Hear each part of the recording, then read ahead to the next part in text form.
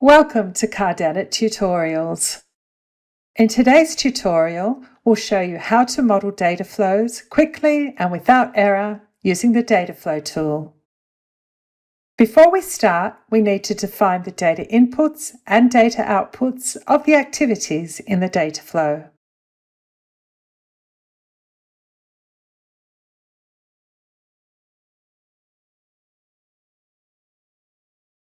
We also need to check that the item definition, or the data type of the data inputs and outputs, match the data type of the elements they're associated with.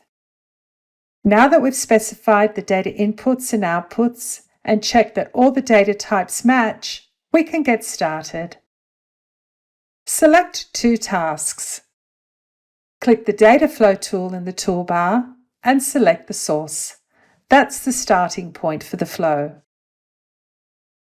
This automatically creates data associations between the data inputs and outputs of the two tasks. Now, select the data inputs to be associated with the data outputs. You can see that a data element is automatically created on the data output of the task. Select the type of data element.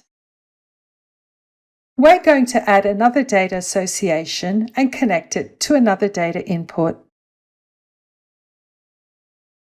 Now that we've associated all the data inputs with the data outputs, click Create.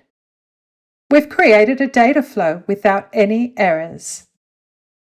The Data Flow tool validates data at every step so that you can fix errors along the way.